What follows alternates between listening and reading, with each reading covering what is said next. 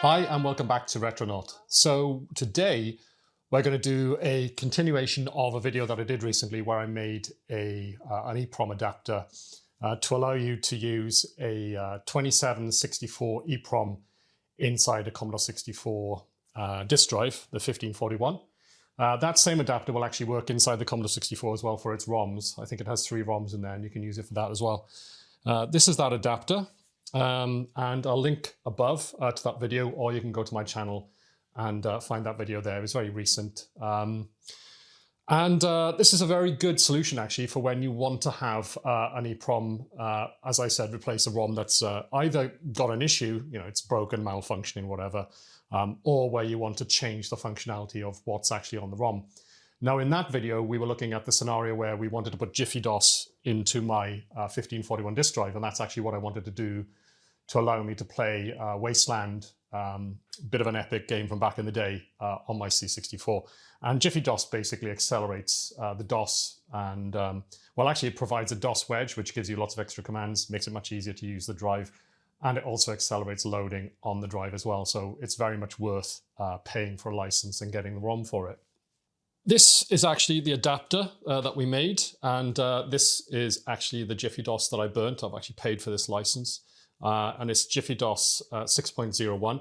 When you actually load it up and you check for it, it actually says it's 5.0, but that's just the way that JiffyDOS reports itself. I suppose you could go in and actually edit the EPROM data and change it to this number, which might make more sense, I suppose. I don't know why they say 5 instead of 6, but anyway, that's the EPROM that was fitted here in my drive.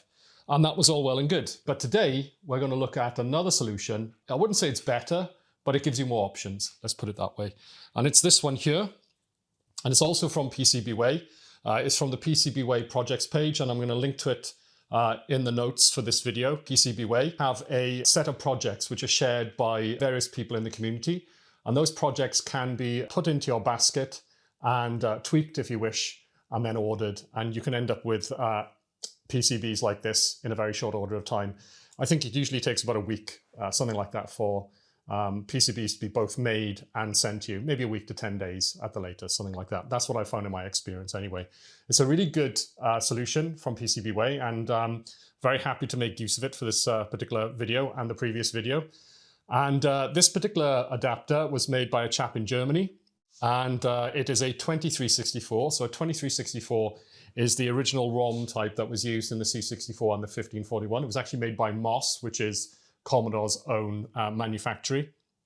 And the problem with that ROM is you can't get EPROMs to match it. It's a smaller number of pins compared to the EPROMs that you can get these days. So for instance, for an 8K EPROM, you might be expecting, I think it's like, is it 28 pins, something like that? But the Commodore one has 24. So yeah, that's why you need an adapter. Now this particular adapter has a jumper on it, and that allows you to switch between 2 different banks. So what happens is you can put in, and as it says here, 27128, that actually works out to be a 16K ROM space. And the kernel ROMs in both the C64 and the 1541, as far as I'm aware, are 8K. So obviously you've got double the space there. And that allows you then to put 2 different ROMs onto the EPROM and then switch between them using that jumper there. Also has a resistor as well. So there's a couple of extra bits that need to go on to this adapter board before you can actually make use of it. But that's what we're going to be looking at in this video. Another thing that's quite interesting is that if we have a look at the, this is actually my kernel ROM for my 1541. I originally wanted to read this data off the chip as an exercise and then put that onto the lower half of this ROM for this solution here. The problem is again, you can't actually get anything that will work with my chip programmer to actually be able to read that. So we're going to look at an interesting solution which allows you to make an adapter actually using this board. So this is another use for this board, which would then allow you to actually read the data off one of these MOS 2364 chips. And like I said, that could be a chip from any of the drives. Now, It's not that necessary these days, to be honest. It's more academic than anything. But if you were to have a situation where, as an example, you may have a beta C64 with a ROM on that's never been read before, if you were to find yourself in that situation, then you would actually be able to make an adapter. So that's the first thing we're going to look at. Then we're actually going to build the switchable adapter, and then hopefully we'll just pop it in the disk drive and see if it works. So anyway, let's crack on with that. And let's first of all build the adapter, which should allow us to read in the ROM. But before we do that, let's have a quick word about notifications. Many of you watching this video will be subscribers. I look at the statistics and I see it's about a 50-50 split between new arrivals to the channel and people who are already subscribed. And if you have subscribed, thank you very much. It's very much appreciated. And if you are new to the channel, please make sure you subscribe to this video before the end. But that's not why I've interrupted the flow of this video. I just wanted to ask, if you are a subscriber, please click on the notification button as well. We have about, at this point in time, 4,500 subscribers to the channel. And yet, whenever I release a new video, it looks like about 120 of those 4,000 actually get notified of the video's release, which is pretty sad. It makes me feel quite sad when I see that. Why? Well, we have 4,000 subscribers. I would like to think that out of those 4,000, more than, it's just a tiny percentage, isn't it, actually want to see our videos again. So please, if you are subscribed to the channel, please click on the notify button in subscribe. And if you're not a subscriber and you have just subscribed, then please also make sure that you click on notify as well.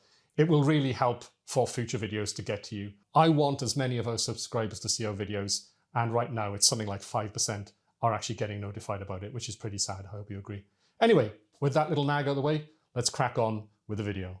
There is one other thing. There is a special offer on this video where if you join the channel, you can actually get one of these adapters for free.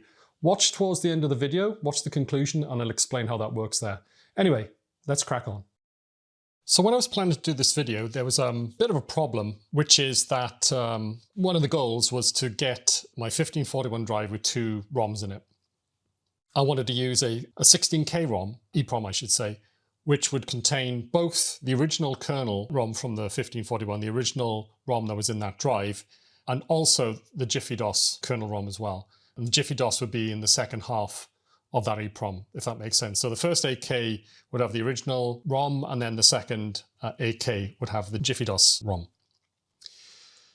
Now, when I tried to use the XG Pro burner, which can also read chips, I found that there was an issue, which was that I couldn't actually read this ROM. Now, that's not really a problem because people have actually read these chips many years ago. They're all available on the internet. Like I said, it's not really a problem. But at the same time, I wasn't kind of satisfied with that because I kind of wanted to go through the process of not only burning ROMs, but actually reading the data off the ROM as well to make sure it's the same data. You know, I could just download the data, but I just thought it'd be interesting if I could go, walk that route. Now, the problem is there are no profiles on the XG Pro burner to actually read this type of chip. This is a 23, actually says it here on this adapter board. It's a 2364, which was made by MOS, owned by Commodore. And this is more of a standard format, the 27 range of EPROMs, which it does have profiles for. So somebody then said something which I thought was quite interesting, I think it's an interesting thing to try.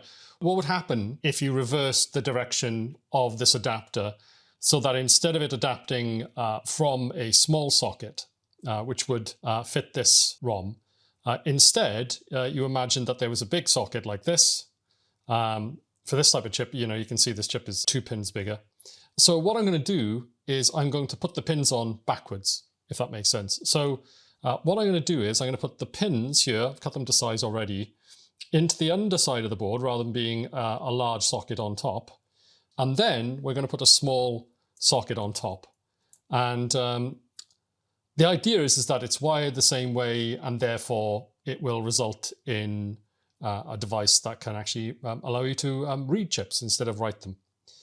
So I'm going to give that a go. Now, I was thinking, do you need to reverse the board as well? But I don't think you need to, because at the end of the day, putting a chip in underneath as on top is basically the same thing. So I don't think that makes any difference. So the first thing we're going to do is I've got the larger socket, which would fit all these pins, and I'm going to put this in. As we saw when I made the this adapter originally, it's much easier to solder stuff when it's in a socket already, because you then know it's going to fit, right? Got the alignment right, like that. So then I'm going to put it on here, making sure it lines up with the big pins, big set of pins. Okay, so there we are. We've got that ready. Put some flux on that and solder it up. So just take the top off my flux here. Get this in here. Just going to put a little dab on each one. Doesn't need a lot. On this row as well. There we go. Just going to put a tiny amount.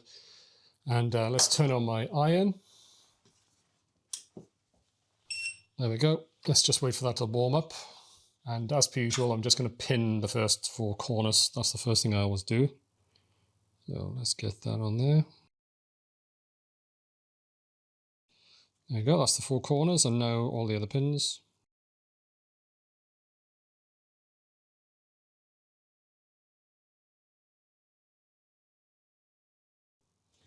There we are. Can I touch this? Is it too hot? Just going to cool it down a little bit. Okay, the next thing I'm going to do is just pull off this socket. Just doing it gently, bit by bit. These round pins really give a very snug fit, so you've got to be quite gentle getting the socket off. There we are. So what we don't want to do is bend the pins while we're removing this. There we go. Socket's off. Okay, so we've done that. Now what we need to do is put the small socket on top. So we need to put it the other way around. And again, a little bit of flux just to help things along.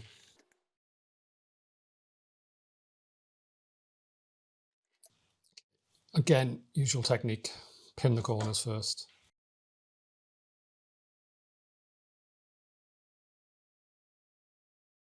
There we are. That's the end pins done. Now all the ones in between.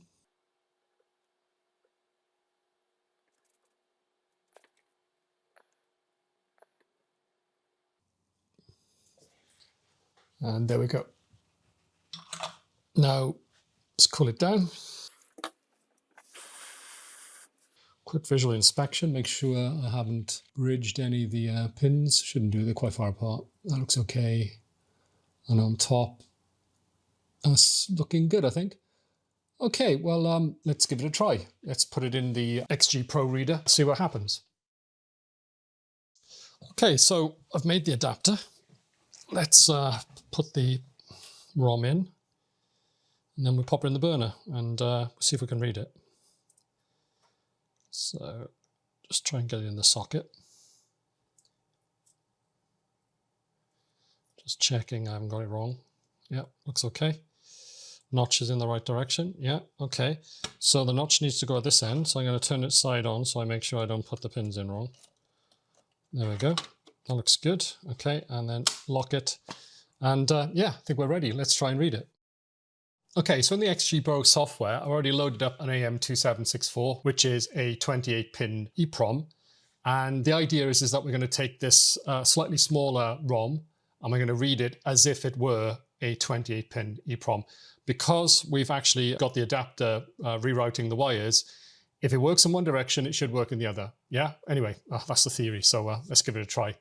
Okay, so read and yeah, read. Ooh, that beep is so loud. Well, it looks like it's worked. I recognize that H and that open round bracket and the exclamation H. That looks like, I'm more actually used to looking at the JiffyDOS. I've never actually read this chip before. I didn't realize that it was exactly the same data at the beginning. That's a match with JiffyDOS, what I've seen of JiffyDOS. Obviously later on in the ROM, the code diverges and, you know, JiffyDOS does this JiffyDOS stuff. But it looks like now we actually have an image of the original 1541 kernel ROM. So I'm going to write this out. I'm not actually sure which version of the ROM it is. To do that, I'd actually have to put it back in the drive and then read it via the error status of the drive. So I'll do that later, but for now I'll give it a generic name. So let's go to File, Save As, let's do Save actually, just Save. So it's going to go to XG Pro, User Data. Yeah, I'm not going to do it there. Okay, let's just go to my JiffyDOS folder. I'm just going to put it there for now. So we're just going to call it 1541 kernel ROM. Great. Okay. So now we've got that, I'm now in the position, hopefully, to create an image where I have both this original kernel ROM in the image. It's going to be a 16K image, kilobytes, I should say. In the lower half, it's going to be this image, and in the upper half, it's going to be the JiffyDOS image. Then we're going to burn it to a 16K ROM, and then we're going to create an adapter, which should fit that chip and allow us to switch between those two different banks. And hopefully, we'll have a way of going between the original kernel ROM and JiffyDOS. Okay, so this is the EPROM that I've bought to do this job, and it is a, I believe it's a Hitachi. That looks like the Hitachi logo there. It's a HN27128AG. This should be a 16 kilobyte EPROM, or as it says, 128 kilobit. That's how it's actually referred to in the industry. But yeah, that should give us 16 kilobytes, which we can put the two kernel ROMs onto, and then we should be able to switch between them. So let's go into the XG Pro software. Let's prepare the images, and then we'll burn it. So now that we have this adapter, which allows us to read in original kernel ROMs, which is fantastic, I must admit, I didn't think that would work. It's an interesting idea, and it does work.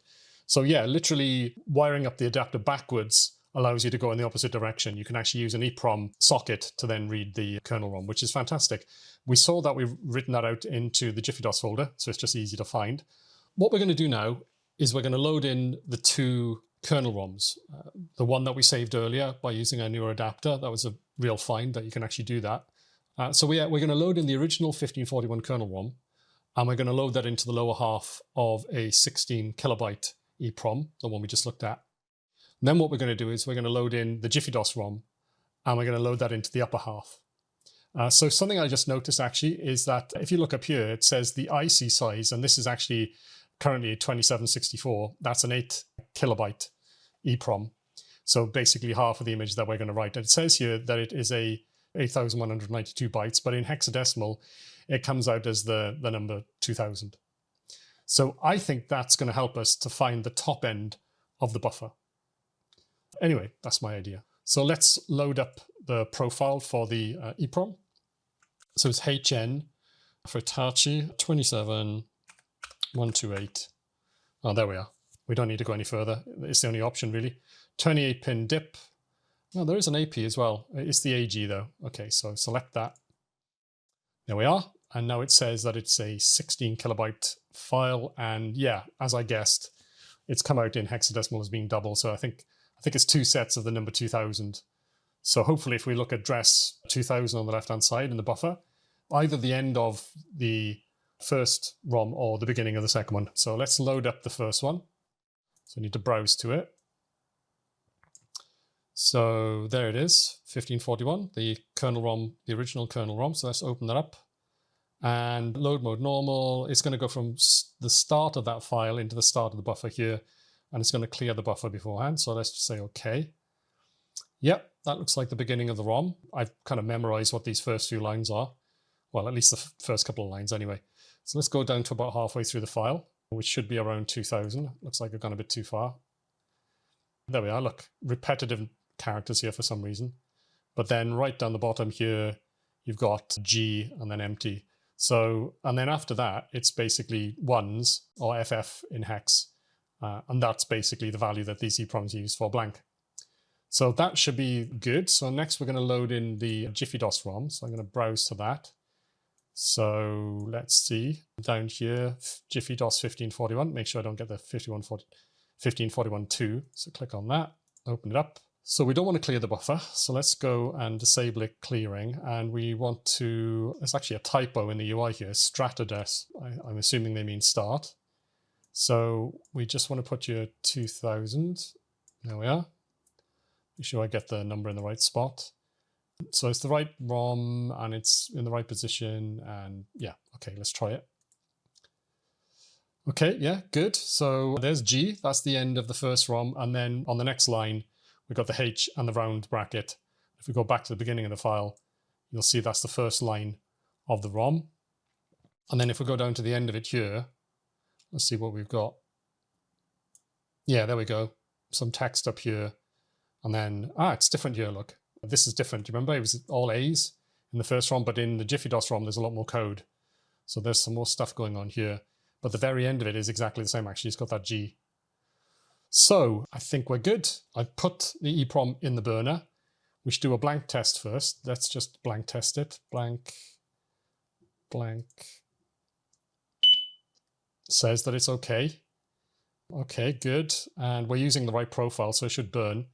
It's using 13 volts. I'm assuming that's correct. So yeah, let's just go for it. Let's try and burn. Program. And yeah, go for it. Looks like it's working.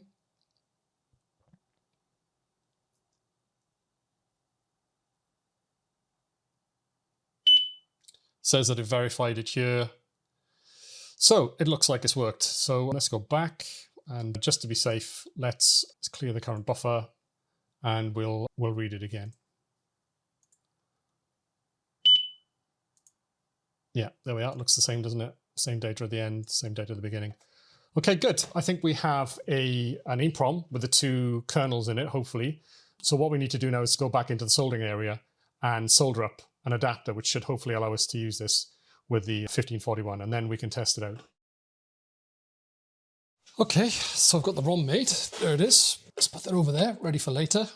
And what we're going to do now is we're going to make one of the adapters which allows you to switch between the two halves of that ROM, as we've just made.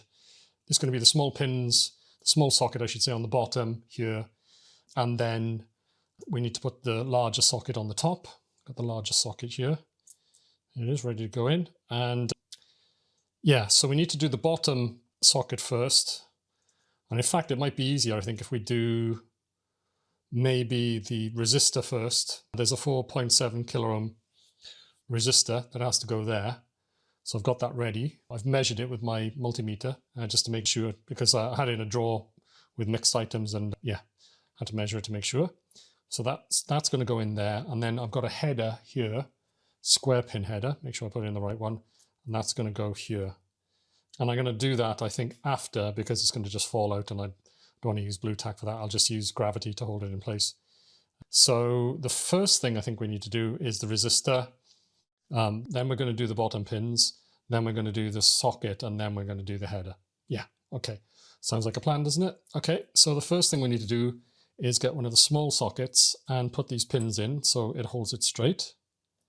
So let's do that. Once we've done that, we need to put the board the right way around and then try and put these through the small socket holes.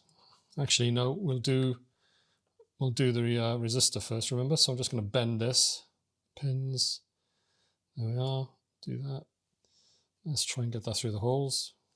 There we are. Got one, got two. Make sure it's nicely in. Just bend it over so it doesn't fall out. There we go. Okay, turn it over. Let's get that soldered. Not going to use any flux on this because I don't think it's going to need it.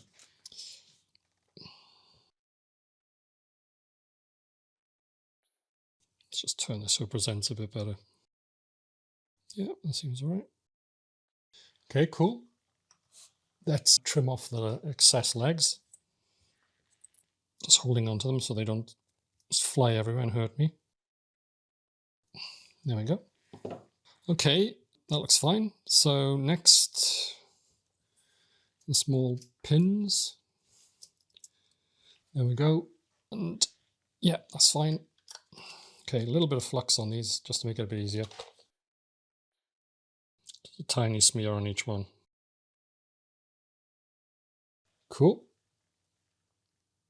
The usual technique. Solder the four corners first, then do each row. Okay, first corner.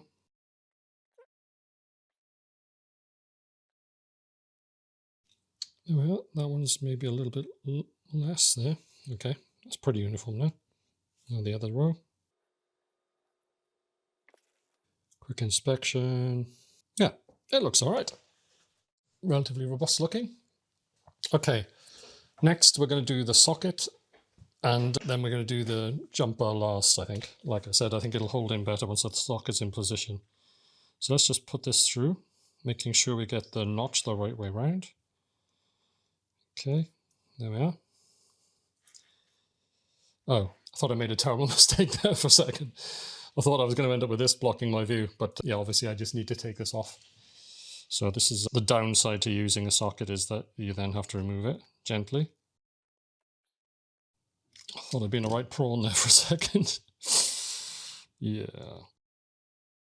Okay, can we get that off now? Yes, we can. Good. Okay. Turn it around.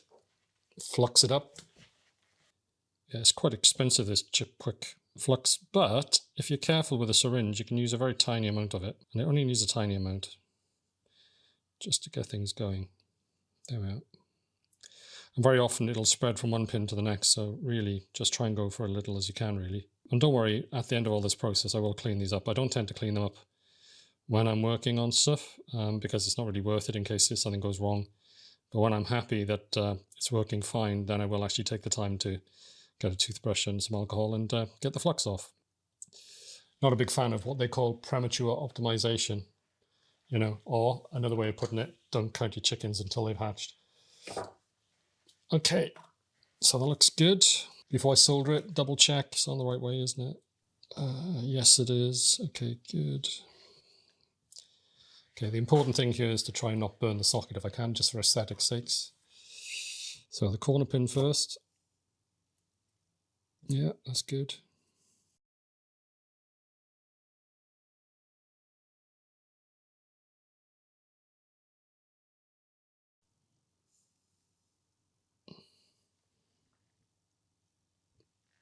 I think it's good, yeah.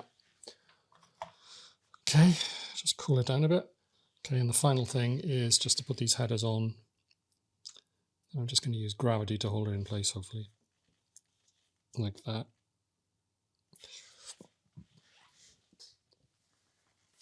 Just try and make sure I don't get them soldered together. And there's one. There's two. Okay, check the alignment on that. Yeah, that's good. Straight up. And there we go.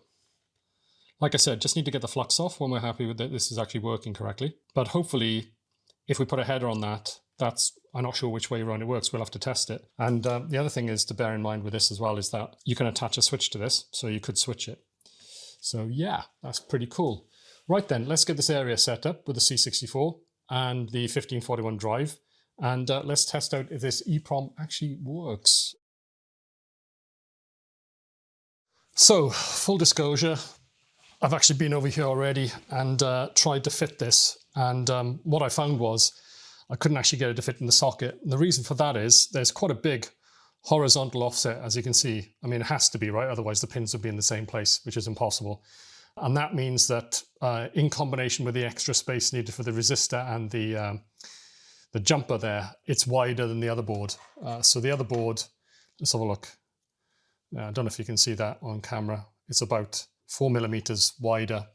This goes into the socket easily. This one does not. It snags because of these heat fellas here, the heat sinks on the power fellas. So what I've done is to remedy this, I did a couple of things. I used a craft knife and I just basically scraped away on here, kind of fettling it to try and remove some of the width here. I didn't want to get, sort of drastic and start chopping pieces off. But for the corner, I had to. The corner actually hits here. So what I've done is I've just used this snippers here and I've just snipped off the corner just to make sure it doesn't snag. And with that all done, it does actually fit in. It's still a bit tight, but it does go in. So let me just pop it in. So bear with me while I do this. There we go.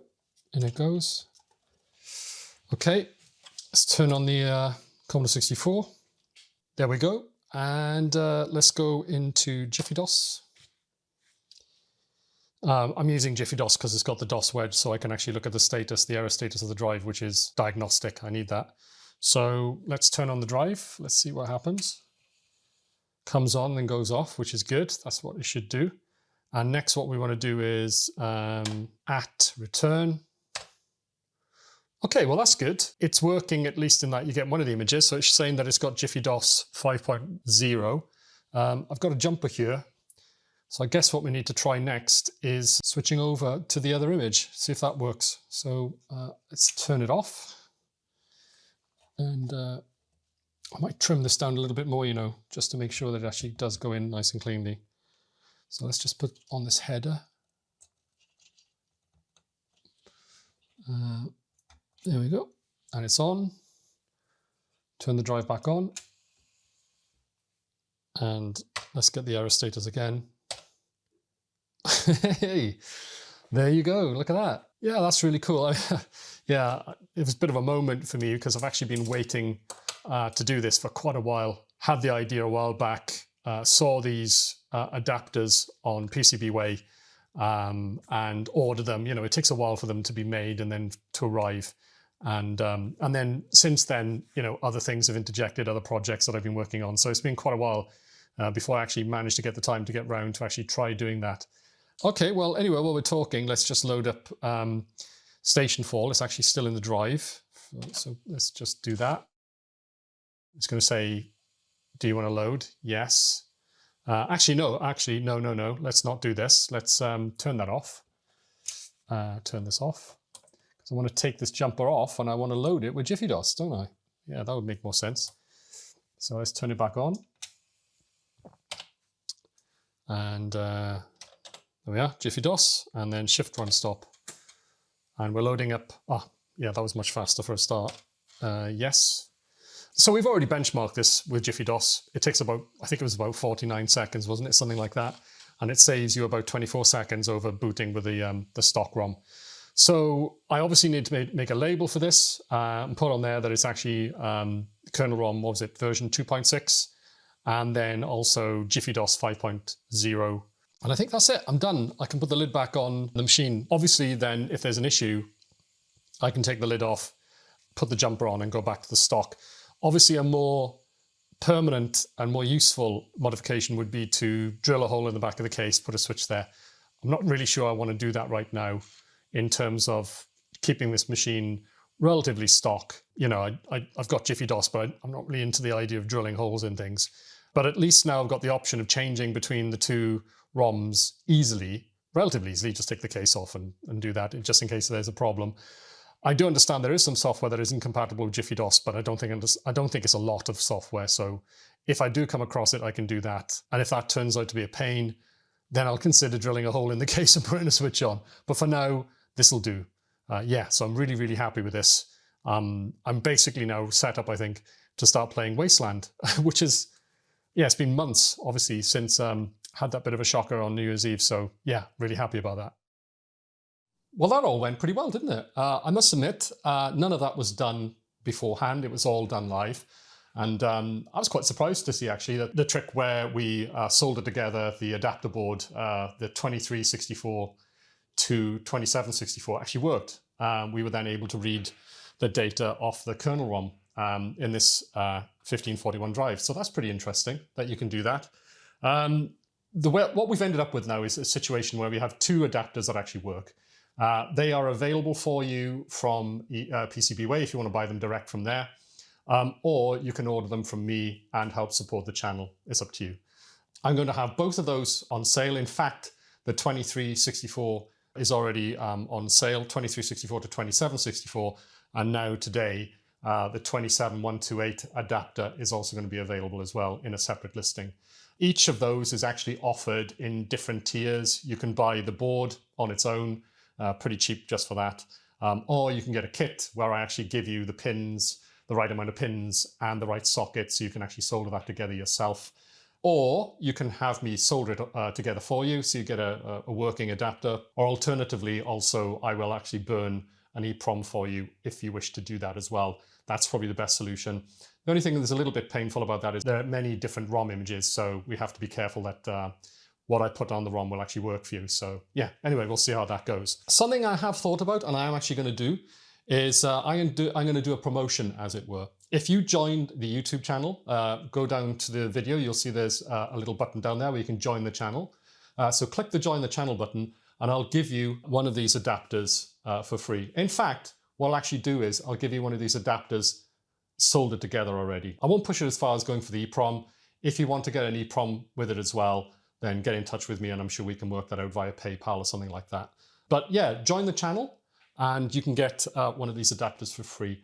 Remember, there's two different types. There's the single image type or there's the dual. So whichever those you want to have, just let me know. Just join the channel, then email me. You'll find my email address with the details for the channel, the Retronaut channel. Get in touch with me and I'll get one of those sent to you as soon as it's made. But yeah, please join the channel, help support it. You don't have to remain a member for a long period of time. It would be good if you could join the channel tier commensurate with the cost of the adapter. The dual adapter is a little bit more expensive as it has the resistor, obviously, and the jumper, and it takes a little bit more time to put together, and they're actually worth a little bit more money generally. So yeah, if you join the second tier for that, that would be appreciated, but it's up to you. You can join whichever tier you want to do and request whichever of the two adapters you want, and it is yours. So yeah, that would be quite interesting to see if anybody takes me up on that. It'd be great to have some more members of the channel and help the channel to grow. And if you do that, you get a bit of a freebie, one of these adapters to put in your C64 or your 1541. So let's just have a look at it again, working in action. I've got my flash cartridge in the C64, and you can see I can choose whichever kernel ROM I want to have in the C64. Number 6 is JiffyDOS, so I'm just going to press 6. And let's turn the drive on. And currently, I'm going to put the jumper closed. There we are, that's closed. Turn it on. And now I'm going to get the status of the drive. And there you go, CBM-DOS version 2.61. So that's the kernel ROM that actually came with this machine. Read off my own kernel ROM with my adapter. And I don't know why that makes me feel happy, but it does. It's just interesting, you know, to have the full loop where you actually read off your own data and then put it back on again. I don't know, I just found it fun. Let's turn off the drive. And now we're going to open up the jumper. I'm just going to put it on one of the pins so it's actually not closed. And then we're going to start up and turn on the drive again. And we're going to look at the status again. And now we have JiffyDOS 5.0, aka 6.01. Yeah, I have no idea why they don't say the real version of JiffyDOS. But anyway, that's up to the JiffyDOS guys. So yeah, pretty cool. Both solutions work really well. Whichever of the two makes sense for you, then you know that is the adapter that you should be looking at. Anyway, I think this video has gone on quite long enough, so let's wrap it up. I hope you enjoyed yourself, and if you did, then please click the like button. That really helps the video to go out to a lot of people, a lot more people. The more people that like the video, the more people it goes out to. That's the basic way it works on YouTube. If you don't like the video, not many people are going to see this video, and it's not going to be a solution that people will actually come across, which is a bit of a pity, I think. If you've never been here before, then please subscribe to the channel. And whether you've been here before and subscribed or not, please also click on the notify button. It's the little bell button. If you don't do that, you won't get notified about any future releases that we produce. So yeah, please, if you can, join the channel, subscribe to the channel, click on the notify button so you get notification in the future. And hopefully we'll see you back in future videos. Anyway, until then, have a good day and take care.